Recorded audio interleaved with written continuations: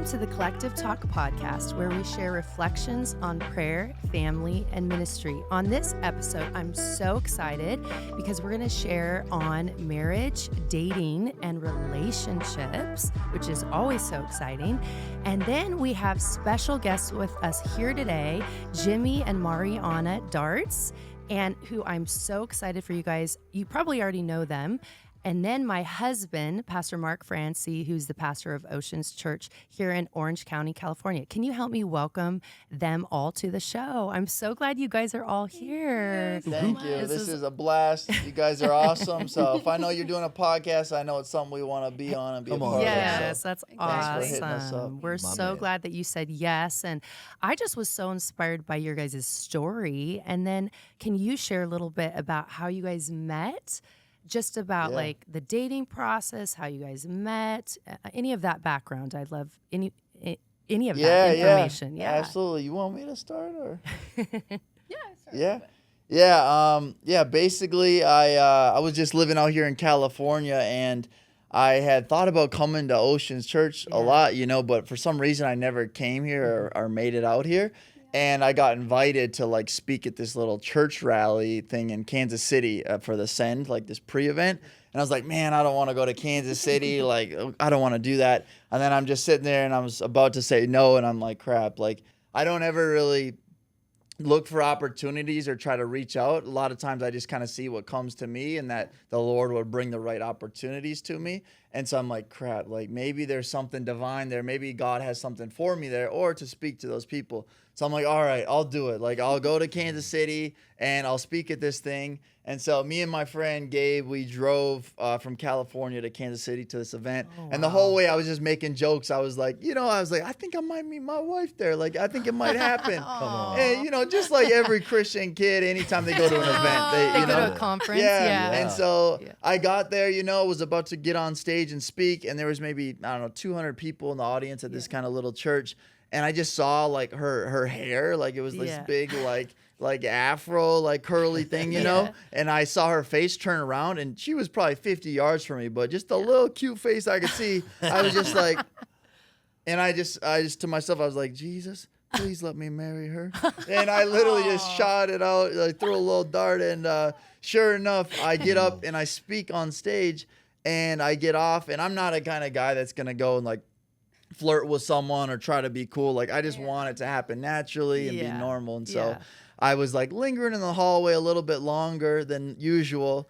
And she came across me and we started talking. And from there it kind of was history. And she said she was from Palm Springs, which I couldn't believe because that's where like I vacationed my entire childhood. No way. And she worked at a hotel that we also vacationed at. So I'm like, crazy. Oh my gosh. And we just had a lot of like commonalities and that's crazy. I mean, from my point of view, it was, I had been like driving from Palm Springs to come to Oceans. Yes. So I just a church-aholic. Yeah. How long is that drive too, by the way?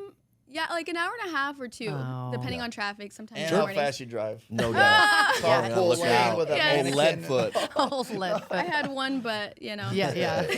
I love it. So I would just like come out here because I was just so hungry for the Lord. And in Palm Springs, there was, I had a friend group, I had a church that I would serve at, but coming over here was just like such a new experience. And just seeing more people on fire, young people, it was just like, I need to be here. So I would kind of come for just different events and for church. And then, I heard about the Send and I was like, I need to go.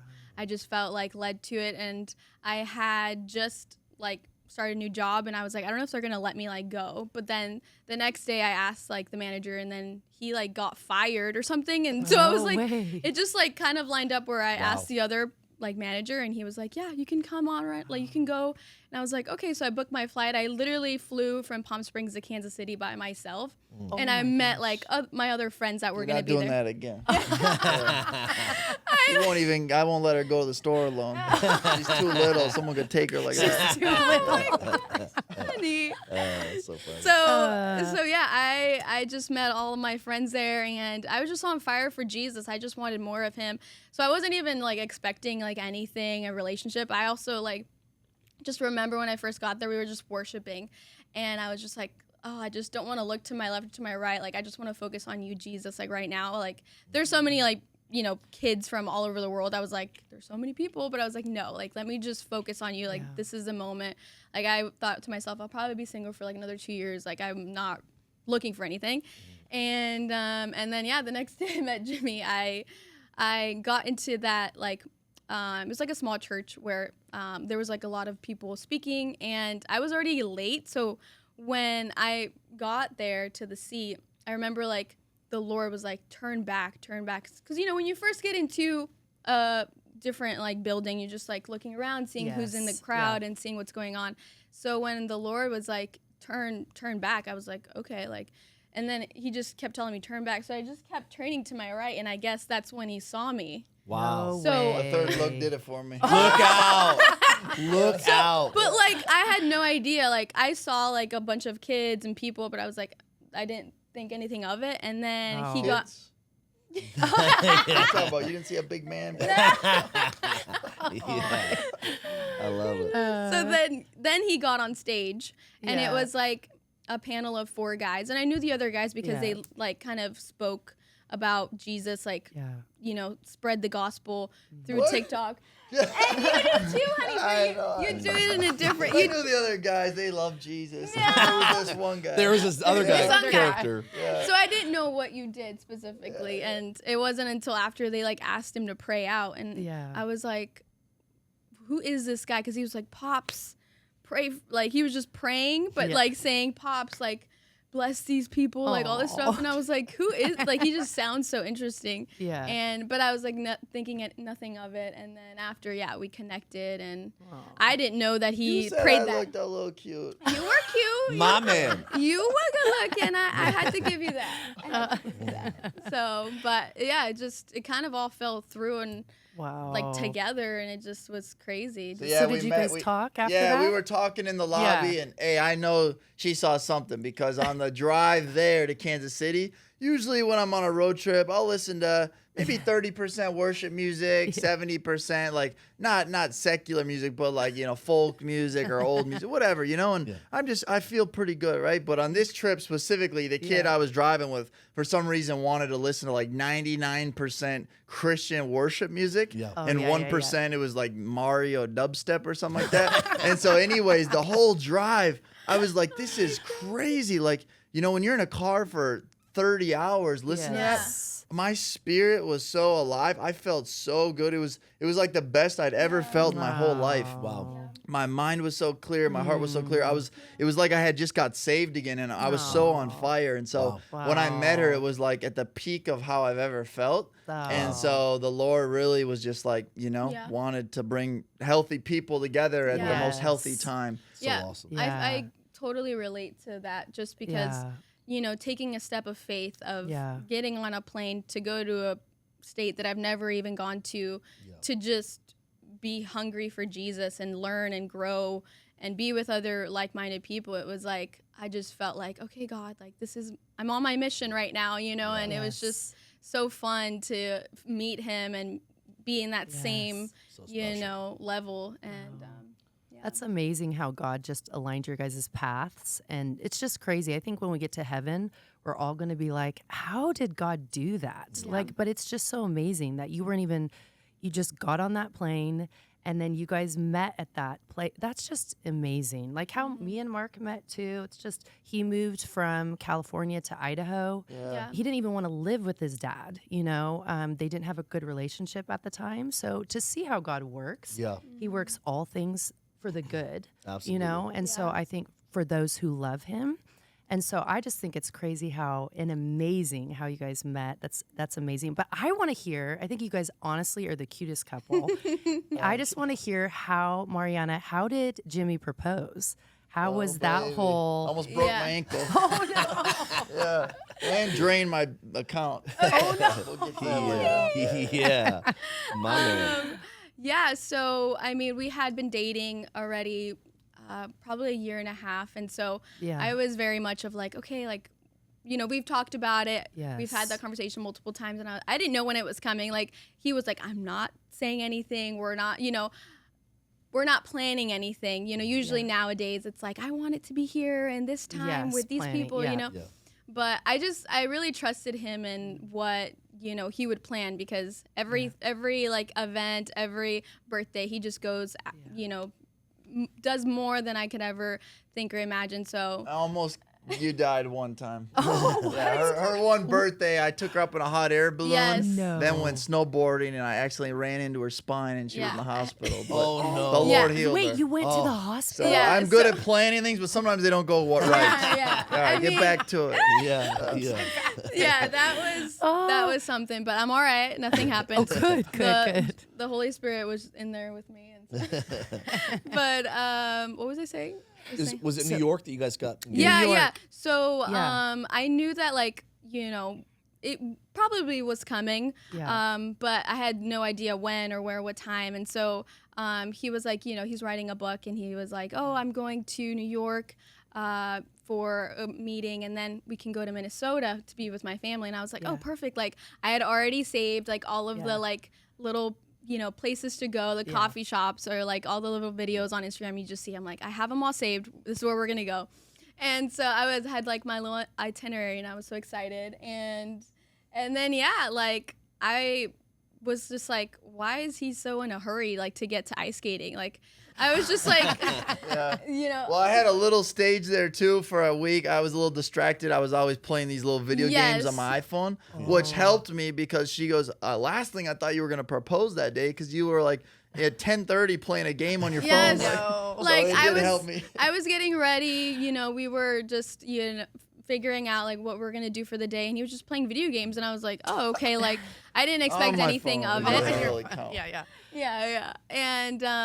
And yeah, he was just like, just amazing. He was, so on top of everything. And we were in New York, like I said, and we went to go get a coffee, and then he's like, okay, I gotta go like get a jacket, because I don't have anything to wear. Like, he was wearing a hoodie, and it was like so cold in New York. Yeah. And so he goes into Ralph Lauren, buys something, and then we're like, okay, we have to rush to get to the ice skating rink. And I was like, okay. So we're literally running. I don't know why every time we're in New York, we're running to get somewhere. No way. Like a movie. It's an honor Home Alone. Honestly, like, that's how it was. And we rush in, we get in, and we're just ice skating with a bunch of people. It was like grandmas are falling over, kids are like, running and ice skating. And then, I kind of was like thinking maybe it would happen here, but it was just, nothing was adding up. Like, I mean, there's no photographer. There's so many people around. It didn't seem like the right time or the right place. And then they were like, our hour had passed, for ice skating. They're like, okay, we're going to clean the ice. And I was like, okay, we got to go. We got to get off the ice. And he's like, no, let's stay. I'm like, what do you mean we gotta go? And then this girl asked me to take a picture of her and her boyfriend. I'm like, okay, yeah. And as he gets down on one knee, and then I'm like, oh my gosh, oh, that guy so did? he didn't pay the hour to rent it out to propose, but he's quick snuck in the verse. So then I didn't think like he stole You paid for 2 engagements that day. Oh, my. But there was people crowded still in the ice. The security was chewing him out, and there was no song playing, so it wasn't as special. And they were like 18. They looked so God young. bless I was him like, if he's watching. they were so young. I was like, I don't know what's going on. I was like, so when Did she say yes? She did say yes. Okay. So when that happened, I was like, oh, it's not gonna happen to me, because he stole your moment. Yeah. But I was like, okay, let's get off now. Like, the only reason why we're on the ice is because I was helping this girl take a picture, and so now we're getting off, and he's like, no, let's stay. And I was like, what do you mean let's stay? I can't stay. They're like, but then like he was talking to the guy that was working there, so I'm like, okay, something's going on. Mm-hmm. Then they started playing our song, and then I'm just like, we're just holding each other, like just hugging in the middle of the ice. And then he's just like stops hugging me. He's just like telling me how much he loves me and different things. And then the song was playing. Oh, wait, song? what song? It is I Will Follow You by, I don't know how to say his name, Tubalus? Something like that. Yeah. Tubalus? I don't know. It's just a random song, but it gets me going. It gets you going. It's so beautiful. And then he got down when he almost fell.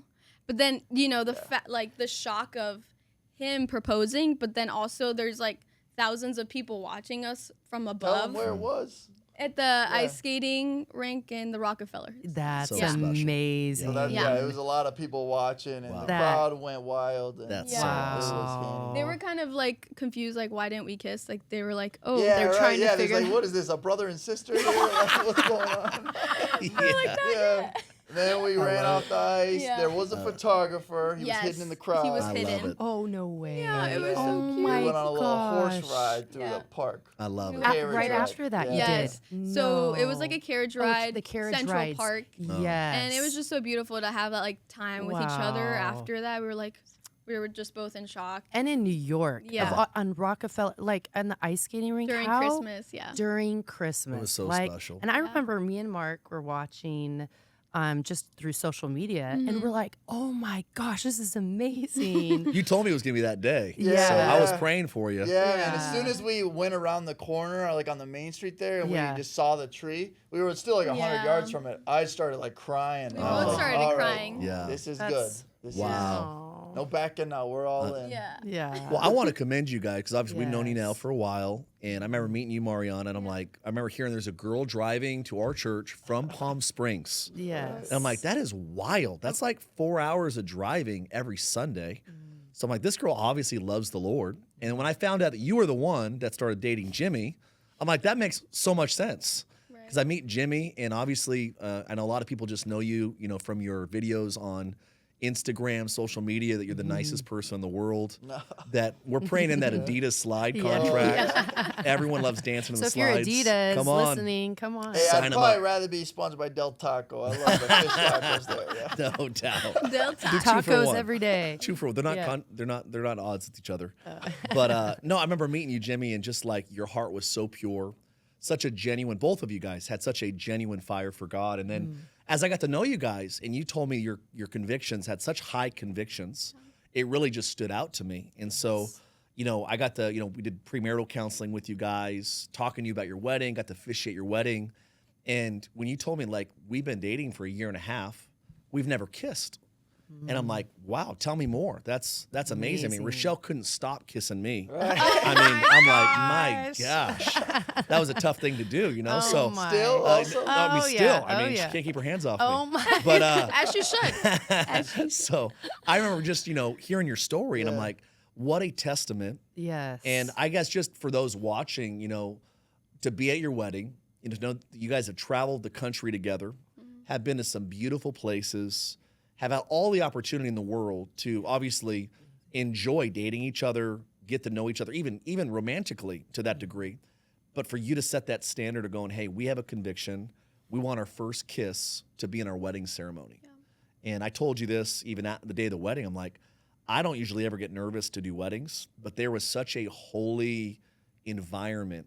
It felt like the kiss of heaven was on your wedding because there was such a environment there. Like God was just so pleased that I don't think you have to do what you did, but I think God honored it because you guys were willing to go, hey, we're going to save the honey for the honeymoon. And it was special. It was honestly one of the more sweet environments I've ever been in officiating a wedding.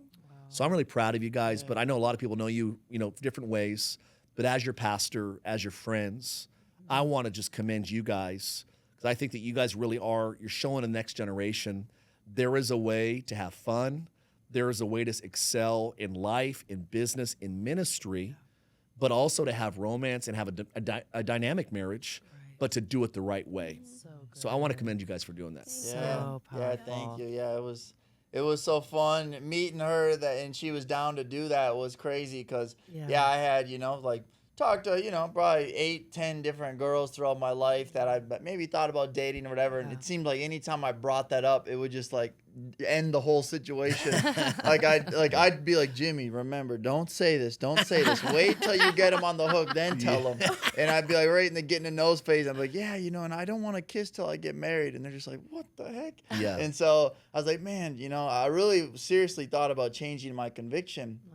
Thought about it, and I was like, no, I feel like it's a good filter for whoever God has for me. That's the person that's going to say yes and respond to that, Wow. How old were you, Jimmy, when that happened, that you felt like that conviction came? Yeah, so when I got saved, I was like 17, 18 years old in high school, and it was all, wild conversion, I don't know, people maybe have heard the story. My sock got healed in my drawer, that whole thing. I had horrible scoliosis. My leg was shorter than my other one. A guy in Hawaii prayed. My leg grew out. Scoliosis was healed instantly. And in that moment, it was really like, okay, well, like, you know, there's a way to, you know, live and have God in your life and invite him in and have the scriptures. Then there's a time where you're like, wait, this is really real. Yeah. Like, it's not just healthy to do. Like, everyone knows it's good to go work out at the gym, but it's like everyone knows, like, if you follow the morals and stuff of the Bible, it's gonna benefit your life. Right. But yeah, I was like 19 years old after I had done my first year in Hawaii. I was in Australia at a Bible school, and I was there, and I don't know if it was a roommate or something was playing a video, but I heard this guy talking about like not kissing until marriage, and I was like, what the heck? That's like the dumbest thing I ever heard of. Like, what are you talking about? Like, all right, like there's already enough rules to follow in the Word. Like, we don't need any more, you know?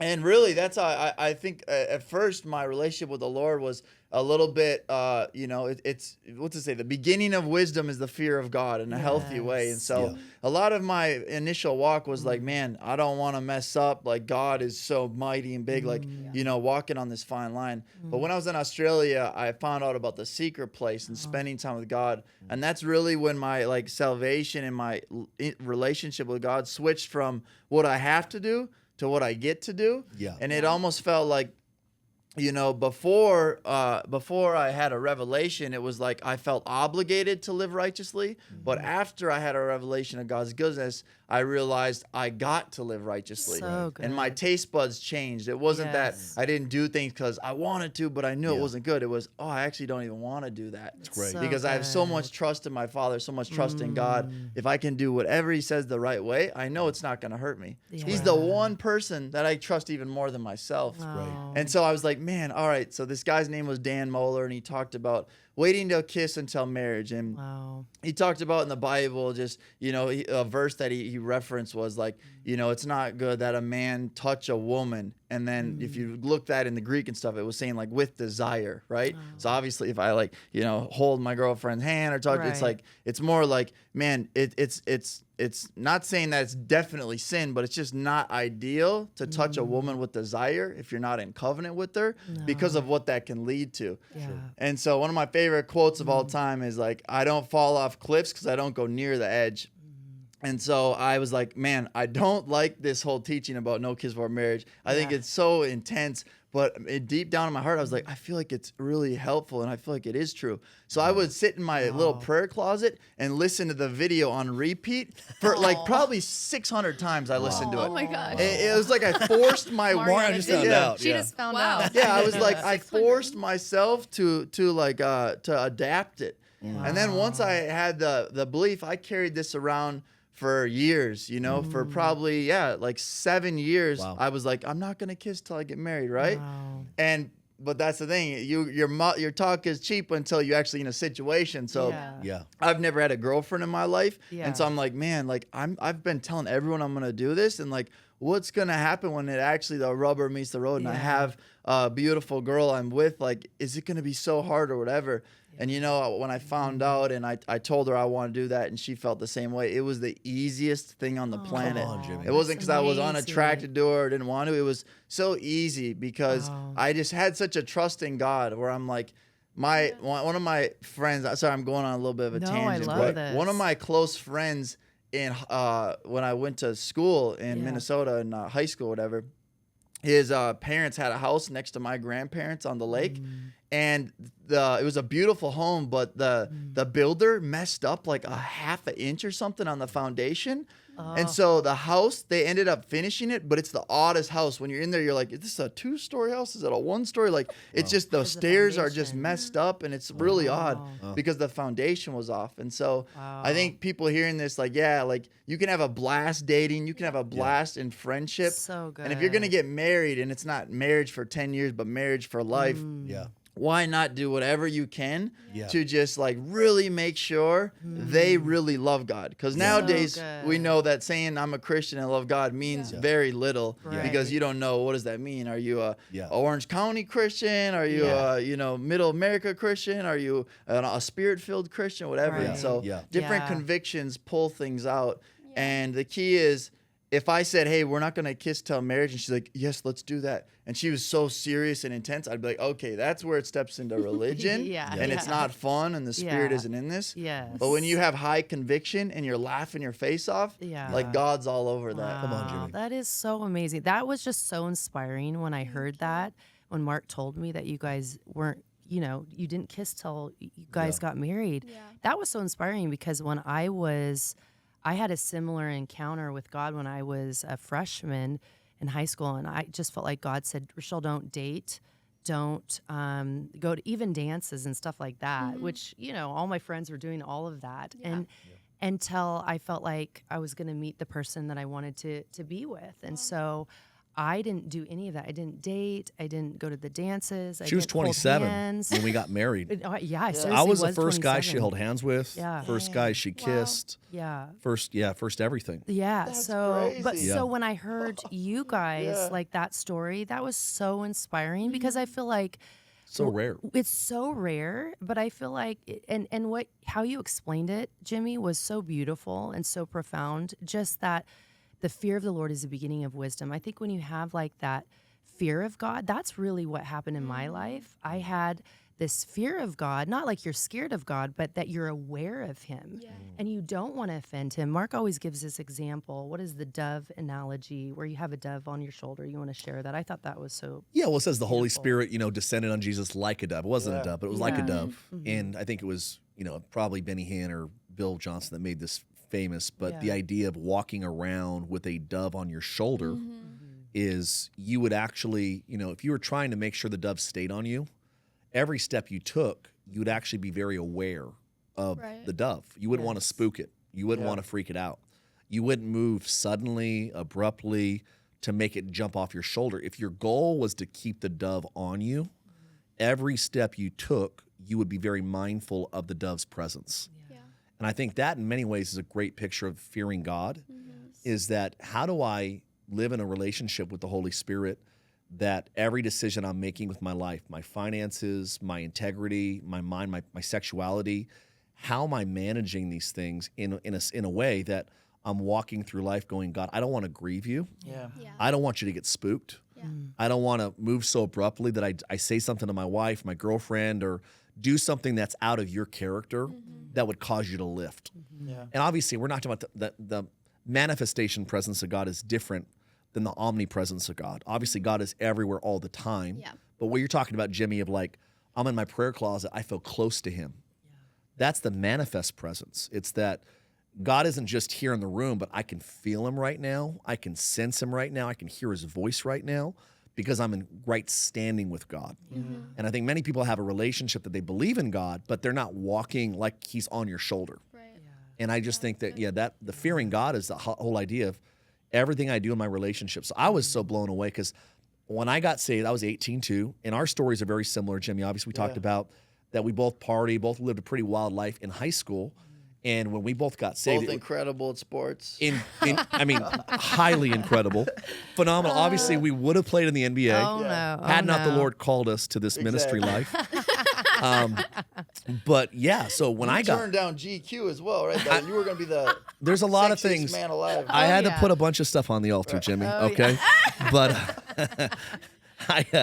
but no, I think it was like night to day. It was darkness to light. Yeah. And when that light came on, I was the same way. I'm like, I'm not going to date just to date. And I think that's today in our society, and I'm not saying you have to wait to kiss. I think there's something beautiful in that. And I'm all about it. Yeah. Especially for my daughters. Yeah. I think, but my thought would be that more than anything, I think there's a problem not with divorce in America. Yeah. I think that divorce is not a marriage issue. I don't even think it's a dating issue. I think it's who we are before we date and who we are going into dating. It's like you're saying, I think divorce is the house falling over. The reality is the foundation would have been who were you when you were single? Yeah. So I think a lot of people think, we talked a little bit about this in the last podcast, but I think we put too much emphasis on our promise and not enough emphasis in our preparation. Yeah. So we could joke, I'm going to go to the Lakers today, put a jersey on and say, guys, I promise I'm putting 30 points up tonight. And I could promise that, but I haven't played basketball in like 5 years. I'm out of shape. Even if I was in shape, I'm not putting 30 points up. Even if I was in shape, I'm gonna embarrass somebody on myself on that court, because my life has not been in preparation for that type of platform. Yeah. Good. And I think there's a lot of people that they mean, their heart is pure. They go, God, I'm going to love this woman the rest of my life, for better, for worse. They promise. The promise is real. Yes. But the reality is they've had 6 relationships. Yeah. They've slept with 10 dudes.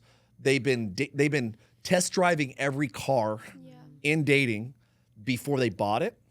And then they think all of a sudden, because I think ultimately dating just to date is practice for divorce. Yeah. I think just going, hey, I want to date 10 dudes. I want to sleep with 6 girls. Yeah. I want to find out if she's the one, he's the one, by running the gauntlet with them. Yeah. I think the whole Final Rose, The Bachelor, the Bachelorette generation, it's honestly, I think it's so devastating, because I don't think that you date, sleep around, and then all of a sudden find the right one and say, well, I've been with 16 other people, got serious, slept with them, broke up with them, started over again, did it 16 times, and then marry number 17 and think that that's not going to be a cycle that continues. Yeah. I think you have to break the cycle before you go into marriage. So for me, I was 18, had a lot of girlfriends, made a lot of decisions, lost my virginity in high school. And for me, I knew if I don't give my heart to God and my sexuality to God before I meet the right girl, I'm going to bring this habit, this cycle into marriage. Yeah. So I had a Bible professor in college that said, ask the Holy Spirit what type of woman or what you want to marry. And I remember walking into the bathroom right after class was over, looking in the mirror and go, God, I want to marry a girl like Rachelle Wild. I literally prayed like her. Dang. And I'm like, I can't think of anything better than that. Yeah. I didn't have enough faith to think that I was going to marry Rachelle. I'm like, maybe I always joke, maybe I get the Steve Madden version of Gucci. I'm like, just give me someone that's like Rachelle. I had no idea that God would give me the great designer herself. But I think that it's very important to pray, ask the Holy Spirit what you want. Yeah. Yes. And the last little tangent I would say is, your story is like ours, that we were going after Jesus. Proverbs 18:22 says, he who finds a wife finds a good thing, obtains favor from the Lord. The word find doesn't mean that you were searching for it. In the Hebrew language, the idea is you're going after God, and as you're going after him, you look over and your spouse is right there. It's funny, in the kingdom, it feels like people that are thirsty to get married are the ones that usually get married in their 30s or 40s. And the ones that are just going after Jesus seem to be the ones that get married sooner. Yeah. And it's interesting. It's like we put God first and he brings things into the rightful place. So yeah, absolutely. Yeah. It's so deep and so vast, this thing. I love, it's the most beautiful analogy ever. Really like a bow and arrow, the farther you pull it back, the more tension, but the farther it goes when it's released. Yes. And when I think of this whole thing of, well, whether it's waiting to kiss or whatever conviction someone might have, I think it's really like a spider web, the kingdom is. And I feel like, it is true that God turns all things to good for those that love him. And we can learn a lot from our parents' mistakes and our mistakes. We can teach a younger generation. And there's a tremendous value in that. But I think something that can be a little bit underrated is when someone does something the right way, and your dad doesn't say, I did this, and trust me, don't do that, do it this way, versus if he would have walked out a certain area in a conviction. So when I thought about doing this, I was like, man, I also want to do this because I want to have like the authority and the respect from my children to when I'm telling them to do something, they're not like, well, Dad, you did this and that. Like, I want to have a little bit like, dang, I guess you did it. And you're mom and dad, you're amazing. So I want to do that. So good job. And then even another aspect outside of kids, family, and that dynamic in the dating thing, I think the Lord looks at these things and he goes, wow, you actually had enough self-control in the area of relationships that you're actually in business now can be responsible for this thing. Yes. And so there's so many things connected to us. You're right. Outside of, we're so micro-focused on one thing when heaven is looking at something so broader.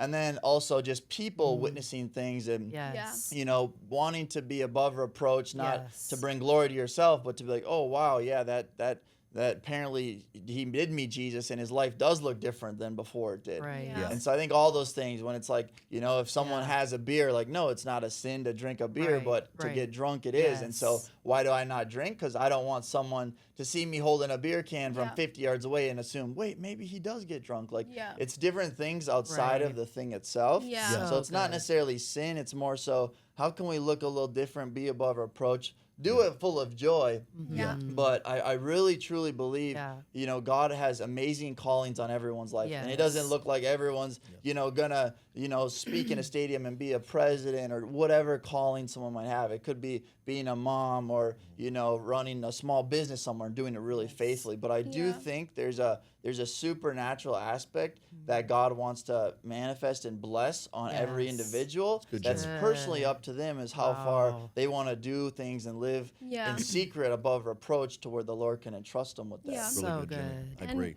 And just like speaking about preparation, like for me, I grew up Catholic, and I always knew that God was there. And it wasn't until I was in college, like my first year of community college, that I got saved. And it was like, I'm Gen Z getting saved in college. Like, somebody invited me to a worship night. I just wept my eyes out in front of other young people, which I would have never done before. And so just like taking my life with him from that moment on, it just was like way better, like, than I could have ever imagined. Wow. I was in high school, just like drinking, smoking. Like, I had a longtime boyfriend that was super toxic, and I was just like, giving myself up to people for what? There was I just always felt so empty.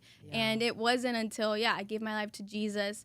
I literally changed my whole friend group. I started serving at my local church, and I just realized, like, Jesus is real. I saw miracles. I saw myself be changed. Any type of like father wounds when I was little, like, he restored and redeemed everything. And it wasn't until like a couple years into knowing God and just really growing with him that I was like, okay, like, I did it wrong before, right? So I want to do it right. And I just felt like, why even give somebody a kiss? You know what I mean? Like, they're not my husband. Like, why should I even give them like a little piece of me that if I see them around, it's going to be awkward. You know what I mean?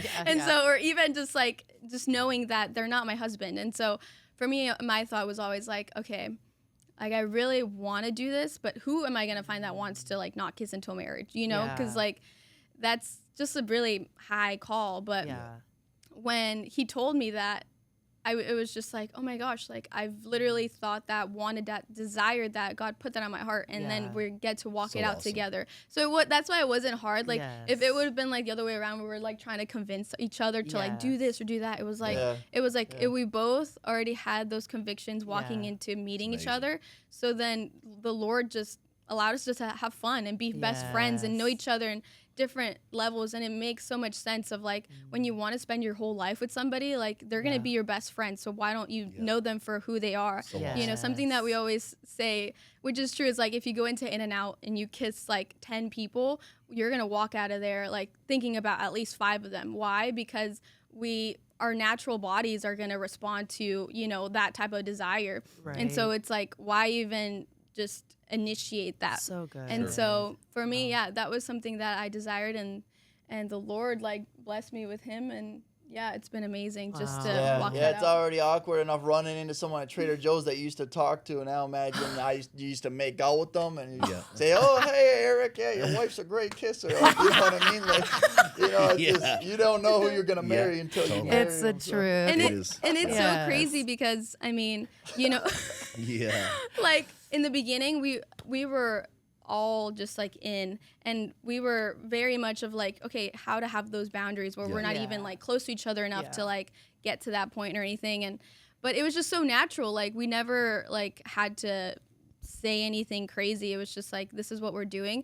But even a couple months in, like, it really like rewired my brain. Wow. Like, I don't know, as like women, you really want to like give and to like, you feel like you have to just like satisfy a man to like make them love you, basically. And so for me, it was like, you don't want me to kiss you. Like, you really do not want me to kiss you. And I don't want to kiss you, but like, it's just, you love me even though there isn't that, And it was like, kind of like, for a couple months, I was like, there's like, what is going on? Yeah. You know, Yeah. because it really like took me for a loop of like how it used to be to That now was with almost him. renewing your mind. Yeah, renewing my mind. And it was like, oh my gosh, he loves me so much that he does not want to do that with me yet. You know, he wants to honor me like that much. Yeah. And so that took me for a loop, but it was just like so amazing to realize like he just loves me for who I am, not for what I can give him.